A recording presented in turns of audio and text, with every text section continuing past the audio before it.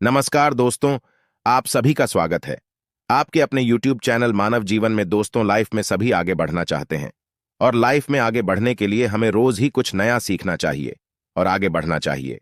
तो चलिए आज की प्रस्तुति शुरू करते हैं। श्री शिवाय नमस्तुभयम। दोस्तों आप सभी लोग जानते हैं कि 7 मार्च 2025 के दिन यहां पर फाल्गुन महीने का शुक्रवार अष्टमी तिथि पड़ रही है। दोस्तों यह जो शुक्रवार अष्टमी तिथि है फाल्गुन महीने में पड़ने वाला सबसे बड़ा अष्टमी तिथि है, क्योंकि यह फाल्गुन महीने में पड़ रहा है जिसका बहुत ही बड़ा और विशेष महत्व होता है और ऐसा दिन पूरे साल में सिर्फ एक ही बार आता है। और दोस्तों आप सभी लोग जानते हो कि फाल्गुन शुक्रवार अष्टमी तिथि का अगर सबसे बड़ा कोई उपाय है वह 7 चने की दाल वाला उपाय है। तो दोस्तों इस फाल्गुन माह के शुक्रवार अष्टमी तिथि के दिन आप लोगों को इस 7 चने की दाल वाला उपाय को जरूर करना है। बहुत सारे लोग होंगे जिन लोगों ने इस उपाय को ना किया हो, मतलब पूरा साल निकल गया और उन्होंने किसी भी दिन इस 7 चने की दाल वाला उपाय को ना किया हो। पर दोस्तों आपके पास एक आखिरी मौका बचा हुआ है जो कि 7 मार्च 2025 फाल्गुन महीने का शुक्रवार अष्टमी तिथि के दिन। तो इस दिन आप लोगों को इस वाले उपाय को जरूर कर लेना है, भले ही आपने पूरे साल भर अभी तक इस उपाय को ना किया हो। पर अगर आपने इस फाल्गुन महीने के शुक्रवार अष्टमी तिथि के दिन अगर इस वाले उपाय को कर लिया तो आपको इस उपाय को करने का वह फल मिलेगा जिसकी आपने कभी भी कल्पना भी नहीं करी होगी। इसीलिए आप लोग इस वाले उपाय को एक बार जरूर कर लेना ताकि आप लोगों के हाथ से यह मौका ना जा सके और आपको इस उपाय को करने का फल मिल सके। दोस्तों यह उपाय पंडित जी ने अपनी अभी की ही शिव महापुराण की कथा में बताया है, जिस उपाय को आज हम आपको बहुत अच्छे से समझाने वाले हैं। इस वीडियो को देखने के बाद इस उपाय को समझने के लिए आपको कोई और वीडियो को देखने की जरूरत नहीं पड़ेगी। तो चलिए दोस्तों उपाय को शुरू करते हैं। देखिए यह फाल्गुन महीने के शुक्रवार अष्टमी तिथि के दिन यह इतना खास होता है, इतना महत्वपूर्ण होता है। देखा है कभी कभी बड़े बड़े पूजा पाठ अनुष्ठान से जो मनोकामना पूर्ण नहीं होते, वह फाल्गुन महीने अष्टमी तिथि के दिन एक छोटे से उपाय करने से ही आपकी मनोकामना पूर्ण हो जाती है। और बहुत सारे लोगों ने इस उपाय को किया भी है और उनको इस उपाय को करने का फल भी जरूर मिला। अगर आप लोग भी इस उपाय को करना चाहते हैं तो आप इस उपाय को पहले अच्छे से समझ लेना, सुन लेना, उसके बाद करना।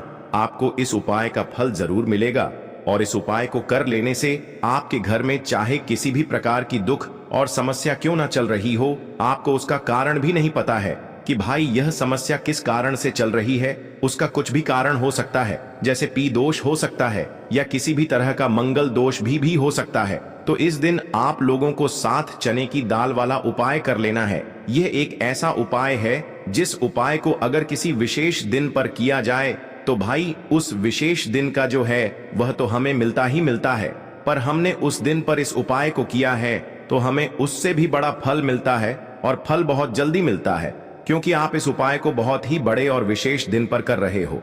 तो चलिए अब उपाय के बारे में बात करते हैं, लेकिन उससे पहले आप लोगों को यह जानना आवश्यक है कि आखिर यह उपाय किस समय करना है, किसको करना है और कैसे करना है।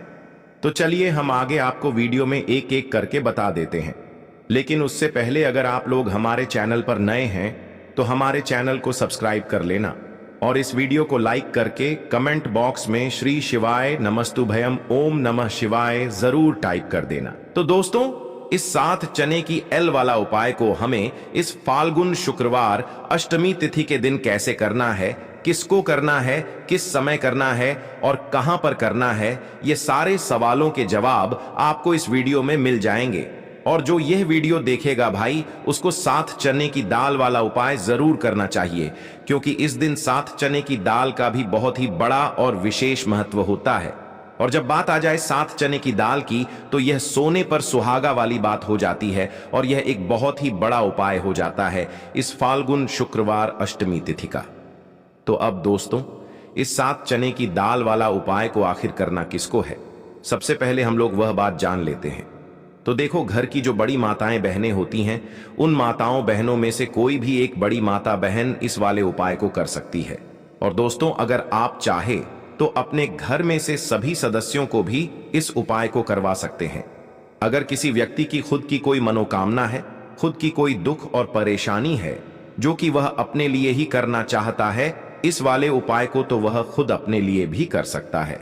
बाकी अगर कोई घर में से ऐसा है जो कि अपने पूरे घर परिवार की सुख और शांति के लिए यह वाला उपाय करना चाहता है, तो भाई वह भी कर सकता है, उसमें भी कोई दिक्कत वाली बात नहीं है। कहने का मतलब यह है कि इस उपाय को हर एक सदस्य भी कर सकता है और पूरे घर परिवार के सदस्य के लिए घर की बड़ी माताओं बहनों में से कोई एक माता बहन भी कर सकती है।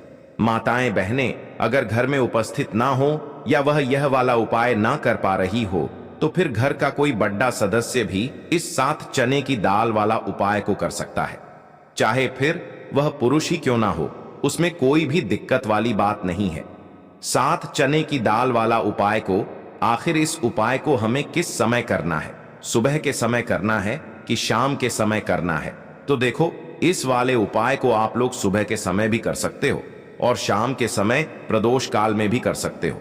अब अगर आप पूछो कि भाई सबसे उत्तम समय कौन सा रहेगा इस 7 चने की दाल वाला उपाय को करने का, तो हम आपसे बस यही कहेंगे कि इस उपाय को आप सुबह के समय करेंगे तो ज्यादा बेहतर होगा। बाकी अगर प्रदोष काल शाम के समय भी करेंगे तो भी अच्छा होगा, उसमें कोई भी दिक्कत वाली बात नहीं है।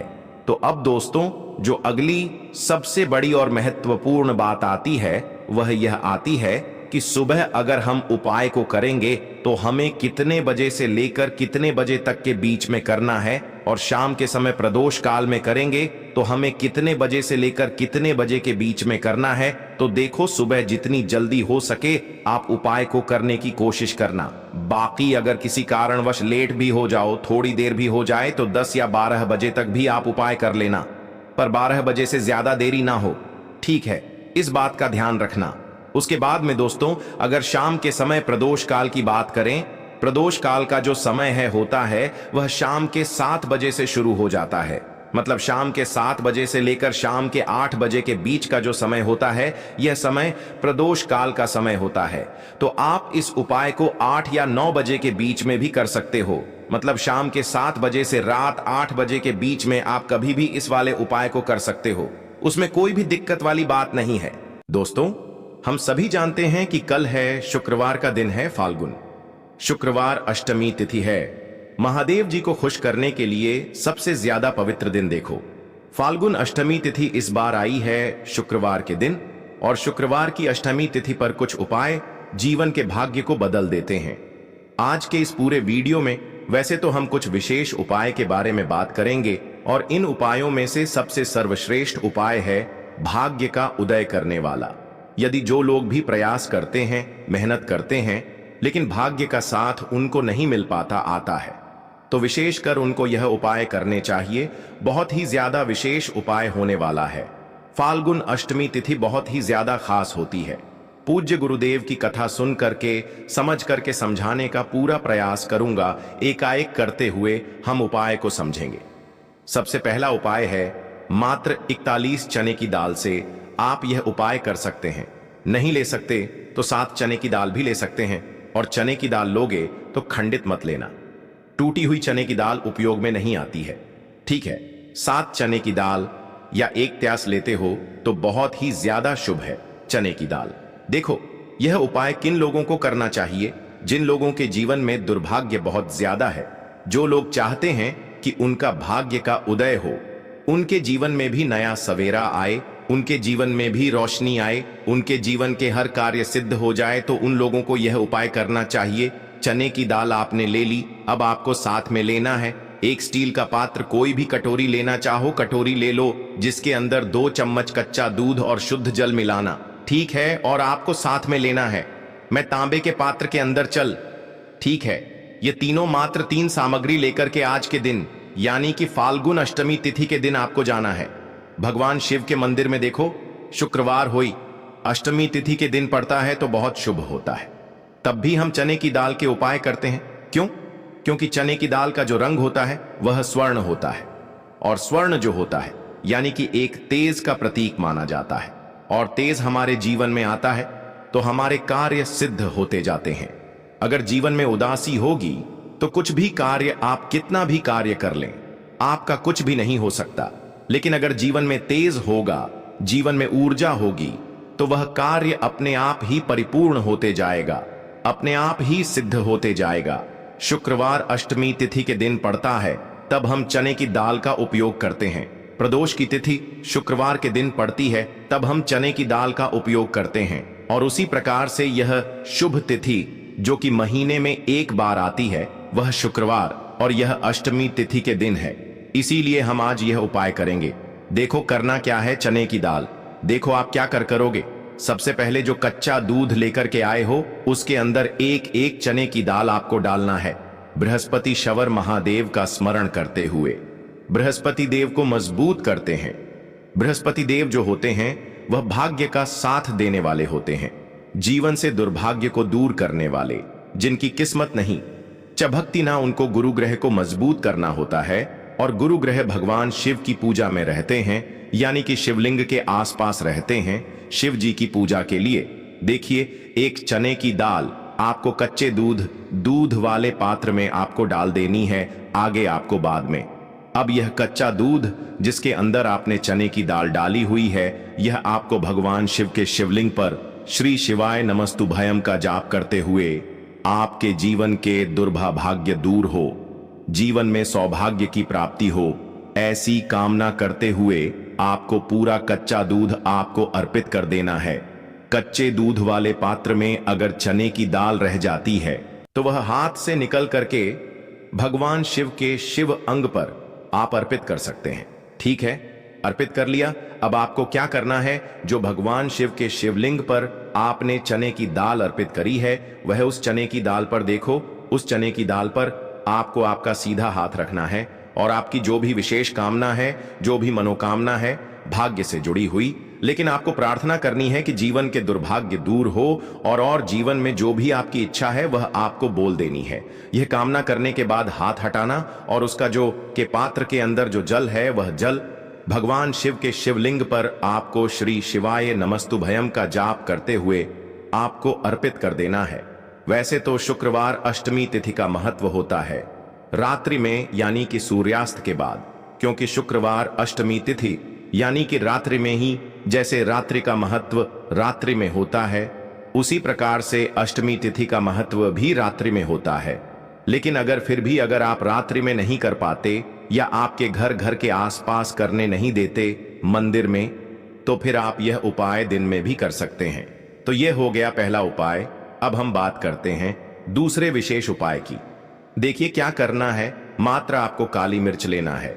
एक साबुत काली मिर्च के साथ 7 काले तिल के दाने और साथ में लेना है तांबे के पात्र के अंदर जल। कैसी भी विपदा हो, कैसी भी परेशानी हो, कैसी भी संकट हो, काली मिर्च के उपाय सावन शिवरात्रि पर आपको करने चाहिए। देखो वैसे तो आपको क्या करना है, यह तीनों सामग्री लेकर के भगवान शिव के मंदिर में जाना है। सीधा हाथ रखना, सीधे हाथ के ऊपर काली मिर्ची रखना और इसी सीधे हाथ पर आपको काले तिल रखना है। ठीक है, अब आपको क्या करना है, जीवन में आ रही परेशानी, कष्ट, बाधा को दूर करने के लिए, आपके जीवन की समस्त परेशानियों को दूर करने के लिए, आपके जीवन के समस्त संकटों को दूर करने के लिए आपको प्रार्थना करते हुए महादेव के ऊपर, शिव जी के ऊपर आपको सीधे हाथ से आपको काली मिर्ची और 7 काले तिल के दाने आपको महादेव के शिवलिंग पर अर्पित कर देना है। इस प्रकार से अर्पित करोगे तो जीवन की सारी बाधा, कष्ट, परेशानी, संकट जो है वह सब दूर होते हैं। यह अर्पित कर दिया। उसके बाद जो तांबे के पात्र के अंदर जल है, वह जल भगवान शिव के शिवलिंग पर श्री शिवाय नमस्तुभ्यम के कष्ट, बाधा, जो भी कष्ट आ रहा हो, कोई काम आपका अटक रहा हो, कोई काम आपका रुका हुआ हो, तो वह काम परिपूर्ण हो जाए, ऐसी कामना करते हुए आपको यह जल अर्पित करना है। यह हो गया दूसरा उपाय। अब हम बात करते हैं तीसरे विशेष उपाय की। बहुत ही प्यारा सा, यह भी मनोकामना पूर्ति का विशेष उपाय है, माता सुंदरी वाला विशेष उपाय है। इस उपाय के लिए आपको क्या लेना है, गुड़ वाला जल, एक गुड़ का टुकड़ा लेना, उसके अंदर जल भर देना। ठीक है, यह गुड़ वाला जल हो जाएगा। थोड़ा सा ही लेना है, 2-4 बूंद ही लेना, ज्यादा नहीं लेना है। ठीक है, गुड़ वाला जल साथ में लेना है घी और साथ में लेना है एक बेलपत्र और उसके साथ में लेना है तांबे के पात्र के अंदर जल। यह चारों सामग्री आपको ले जाना है भगवान शिव के मंदिर में। सुबह से लेकर के रात्रि तक जब आपकी इच्छा हो तब आपकी उपाय कर सकते हैं। देखो, कैसी भी मनोकामना हो, माता अशोक सुंदरी की कृपा से वह मनोकामना आपकी परिपूर्ण हो जाएगी जो बेलपत्र लेकर आए हो। बेलपत्र में 3 पत्ती होती है, तो ऊपर वाली जो पत्ती है उसमें आपको घी लगाना है। अब ऊपर वाली पत्ती में घी कैसे लगाओगे? आपके सीधे हाथ की सीधी उंगली के पास वाली जो उंगली है, जिसे हम कहते हैं तर्जनी उंगली, तर्जनी उंगली में घी लेना और ऊपर वाली पट्टी में आपको घी लगा लेना है। आ गई इतनी बात समझ में? ठीक है। अब जो गुड़ वाला जल लेकर आए हो, गुड़ वाला जल भी ले सकते हो या लाल चंदन भी ले सकते हो, जो आपके पास अवेलेबल हो वह आप ले सकते हो। लेकिन लाल चंदन लेते हो तो सर्वोत्तम होता है, लाल चंदन लेना। आप आपकी चिट्ठी के पास वाली उंगली, जिसे तर्जनी उंगली कहते हैं, तर्जनी उंगली से ही आपको नीचे की दोनों पट्टियां पर चिकनी वाली साइड पर ही आपको लाल चंदन आपको लगा लेना है या गुड़ वाला जल आपको लगा लेना है। अब यह जो बेल पत्र है इसे उठाना और माता अशोक सुंदरी वाला जो स्थान है वहां पर इसे अर्पित करना। आपकी जो भी मनोकामना है वह बोल करके। अब यहां पर देखो, माता अशोक सुंदरी वाले स्थान पर बेलपत्र कैसे अर्पित करना है। डंडी का हिस्सा महादेव की तरफ होना चाहिए। इस उपाय में यही विशेषता है। देखो, डंडी का हिस्सा शिवजी तरफ होना चाहिए और पत्ती का हिस्सा जलाधारी की तरफ होना चाहिए। इस प्रकार से आपको बेलपत्र अर्पित करना है। और जो में तांबे के पात्र के अंदर जो जल लेकर क्या है, थोड़ा सा जल पत्नी पर, जो पति आपने बेलपत्र अर्पित करना माता वाले स्थान पर, उस पर थोड़ा सा जल अर्पित करना और बाकी शेष जल भगवान शिव के शिवलिंग पर अर्पित करना। जो भी विशेष मनोकामना होगी इस फाल्गुन महीने का शुक्रवार अष्टमी तिथि पर आपको महादेव से कह देना है। निश्चित तौर पर आपकी मनोकामना परिपूर्ण होगी। आज के लिए बस इतना ही इस वीडियो में दी गई जानकारी। अगर आपको अच्छी लगी हो तो प्लीज हमारे चैनल मानव जीवन को सब्सक्राइब करें, लाइक करें और हमारे वीडियो में अंत तक बने रहने के लिए धन्यवाद।